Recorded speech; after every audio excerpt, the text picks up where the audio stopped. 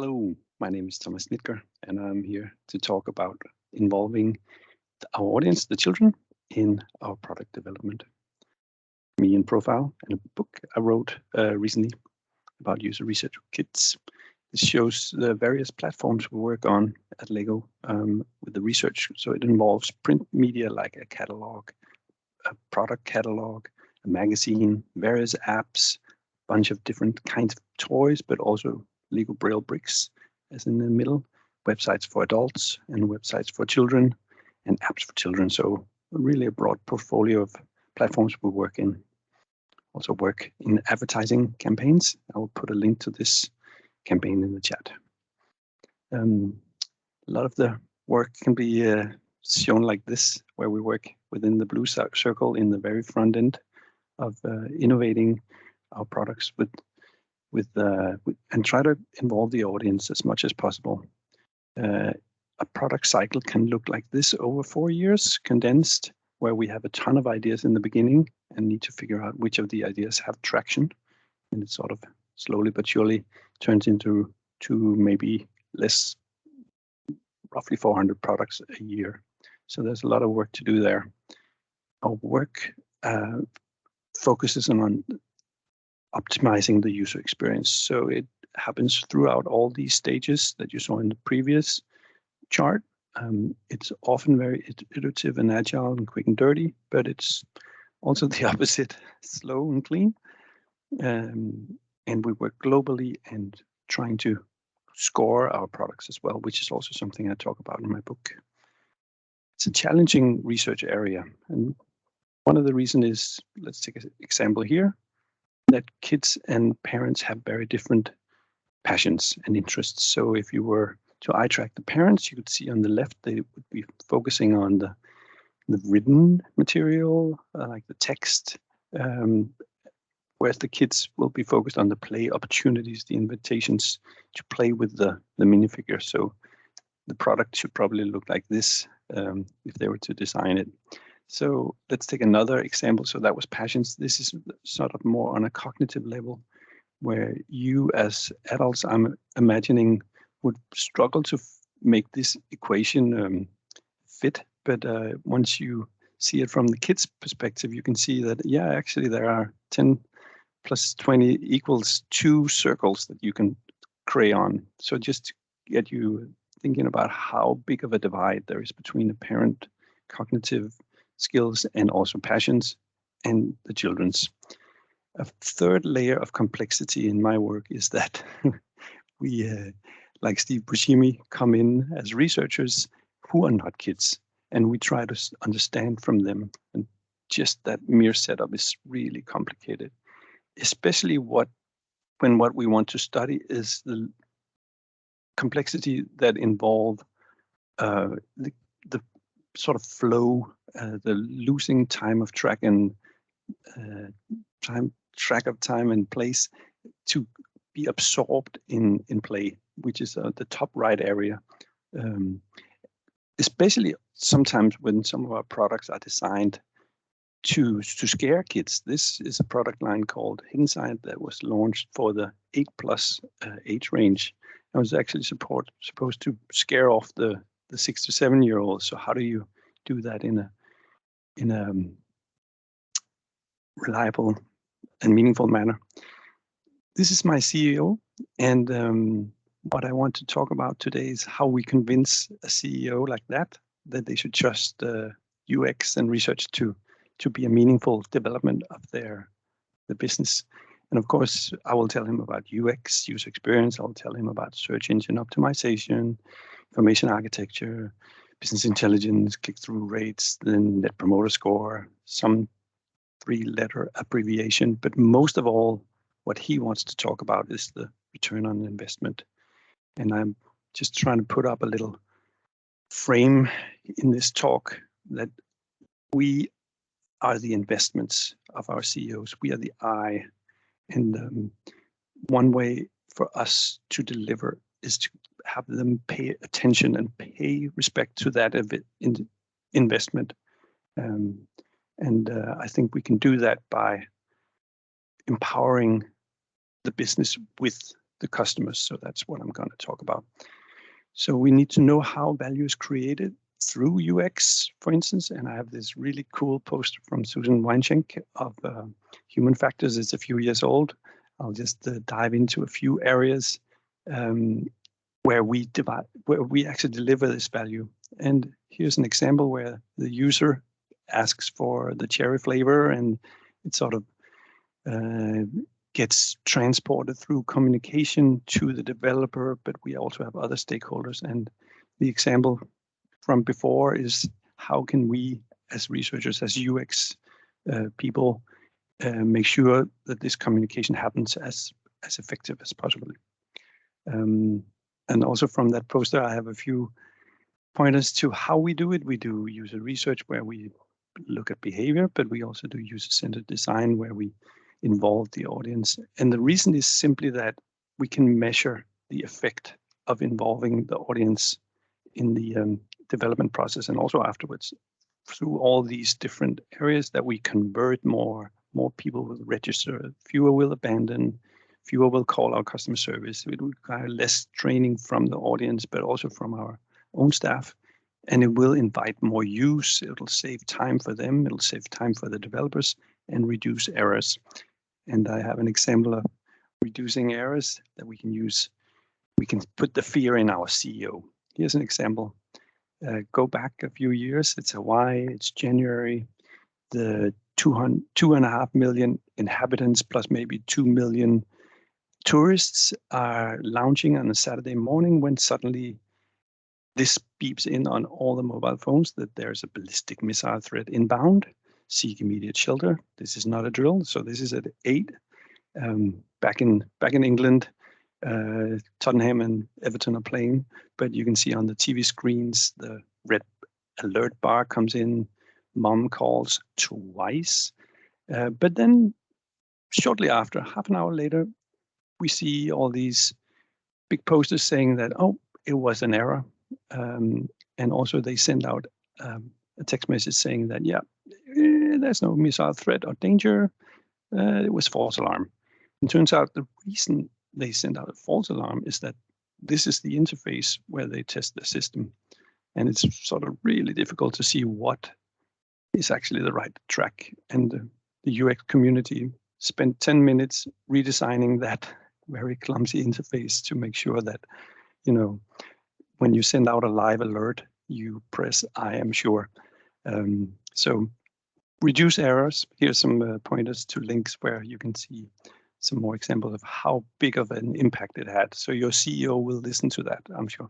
But here are 5 ideas for how you can involve your organization. One is you can engage your stakeholders.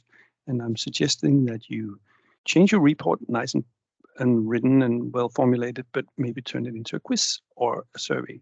And it has that beautiful ability that it can promote your agenda, but also start new dialogues within your team so that the quiz results might not be what you think.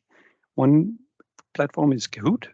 Here's a quiz I did about some research where I asked my my colleagues to join.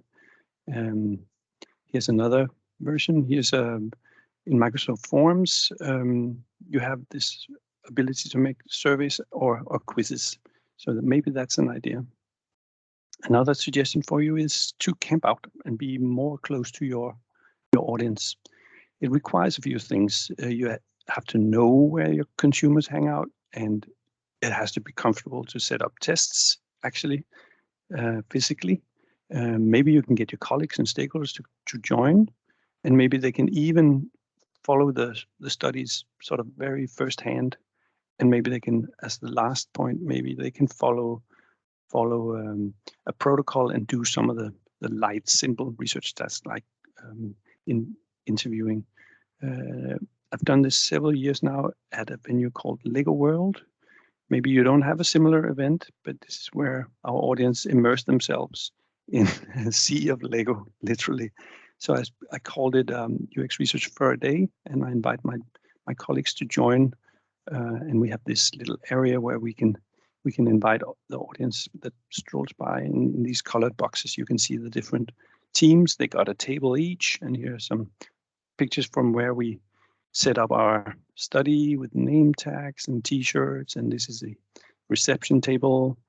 Here are the tables where we do the studies. There's a waiting table for the parents. Sometimes it gets a little crowded for the kids, so 1 kid to 4 researchers. That's probably not the right ratio, but again, it's a more informal test compared to the maybe clinical lab test that you might also be doing. That's just a few more pictures. And the cool thing is that 2 days later, after the event, this is my colleagues presenting the findings from the study. So this really saves a lot of development time that you can quickly have a lot of sessions. So just a few more pictures. Can you do the same? Yeah, I was thinking about camping out as a metaphor, but actually you can really camp out physically. This is the Roskilde Festival that runs here early July, a big rock festival where you could, if you want to study the millennials or Gen Z, yeah, you could camp out with them. You could go to a sports venue like a soccer game or a gymnastics camp to study both the adults but also the youth that are participating. This is a gas station. I imagine a gas station where if you want just regular average people with no specific criteria, everybody that stops for gas, you can invite them for a small study. So that can be a camp. If you're in B2B, maybe you can go to a business event like this. And this is just to say how easy it is to camp out. It's 1, 2, 3 steps, and tents are really cheap on Amazon. So here's a very different approach. It's gamifying the evaluation process, or maybe you could gamify other processes that you have internally. It's all about self-help. What we wanted to do is increase the UX in our portfolio, and we have a ton of products. It's really hard to test them all. So what we thought we would do was use this really neat scoring sheet with actually 240 evaluation points, where you assign a score to each of these phenomenon. Like, for instance, for a website, is the site free from irrelevant, unnecessary, distracting information? Give it a score, and then you go on and on. And we thought our developers and our designers would want to do this, but no, they did not. So we went back to the drawing board and made a workshop with the designers, and they said, yeah, you can make it into a game.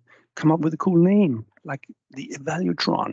So we did that. First, it was a card game with expansion kits. Then they found out that cards got lost and were everywhere, and then also needed a framing. So we put the cards on the board.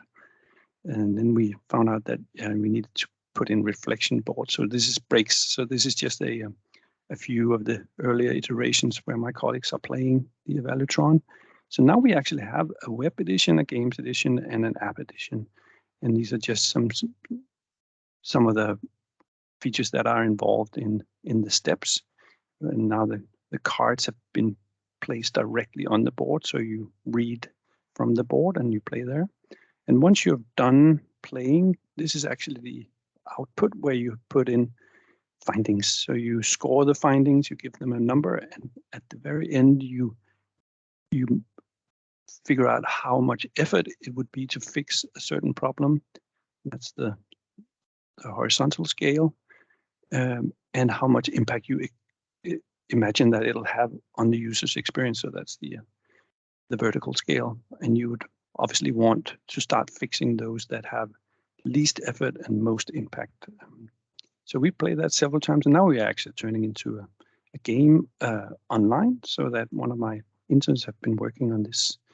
And the effect is through all the measurement areas, because it will include all the steps in the user journey. So the measurement is really holistic here. And I'm also suggesting that you could maybe use interns. Maybe you could make a little tribe.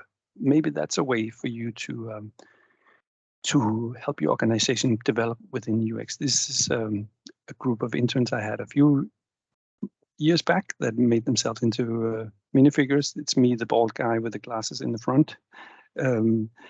These are some pictures from meetings where we had. You can see Joanna in the center here. She's presenting to the interns. It was during COVID. We couldn't really do a lot with in-person meetings for a while there. And you can see Joanna is working on her version of the Valutron, sort of a new direction we can take it, and she's presenting it here. And also we are having discussions about other ways to for instance, make the Valutron here. Martin on the top right has another approach to designing it. So what we do is we invite on LinkedIn people who study at university level to join us for 3 or 4 months and to be part of our team. And that helps us to learn from them the latest and greatest techniques and the academic approach they have. And we get their input. So these were the 4 suggestions I had for you. How can you engage your stakeholders? Can you camp out and be more immersed with your stakeholders or your audience? Can you gamify parts of the evaluation process, or maybe even other processes in your team? And can you leverage a tribe? So all of that can benefit you. So this was my presentation. Thank you so much for listening, and I hope that you will link with me later. Thank you.